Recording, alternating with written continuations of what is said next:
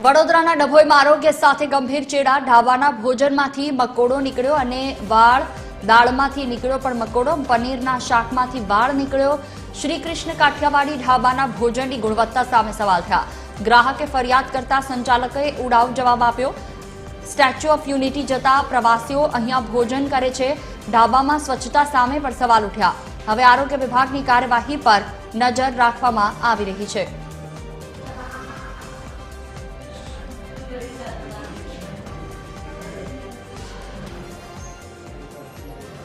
बात करिए वडोदराना डभोईमां आरोग्य साथे गंभीर चेड़ा। स्टेच्यू ऑफ यूनिटी जता जे पण यात्राळुओ छे ते त्यां जमता होय छे अने त्यां ज आ रीते क्यांक वाळ निकळ्या तो केटलीक दाळमां मकोडो निकळवानी आ घटना सामे आवी। स्वच्छता अने हाइजीन सामे सवालो उठ्या।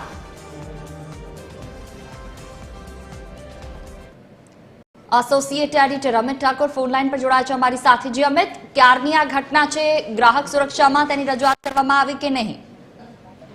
जो गईकालनी घटना है अने जे ग्राहक त्यां गया हता तेमणे आ विडियो बनाव्यो छे। वधु एक वखत आ प्रकारनी गंभीर बेदरकारी जे लोकोना स्वास्थ्य साथे चेड़ा करे छे तेवुं होटल अने रेस्टोरंटना संचालको तरफथी वारंवार आवे छे।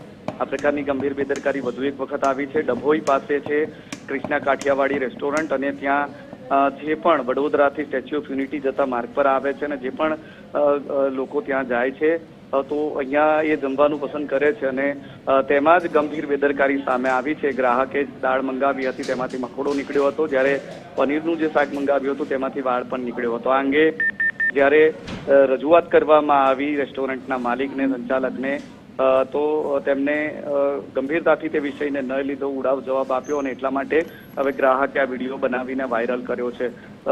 આ જ રૂટ પર સ્ટેચ્યુ ઓફ યુનિટી ઉપરાંત કુબેર ભંડારી કરનાળી મંદિર પણ આવેલું છે।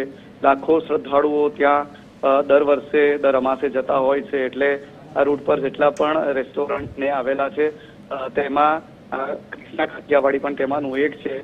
અને આ ગંભીર બેદરકારી સામે આવતા હવે સવાલો પણ એ ઉભા થઈ રહ્યા છે કે આરોગ્ય તંત્ર જિલ્લાનું શું કરી રહ્યું છે, આરોગ્ય વિભાગ દ્વારા કેમ આવા સંચાલકો સામે કાર્યવાહી નથી કરવામાં આવતી। હવે જ્યારે વિડીયો વાયરલ થયો છે ત્યારે બની શકે કે આરોગ્ય વિભાગ જાગે અને ત્યાં જે કૃષ્ણા કાઠિયાવાડી રેસ્ટોરન્ટ જેની ગંભીર બેદરકારી સામે આવી છે તેના વિરુદ્ધ કાર્યવાહી કરે।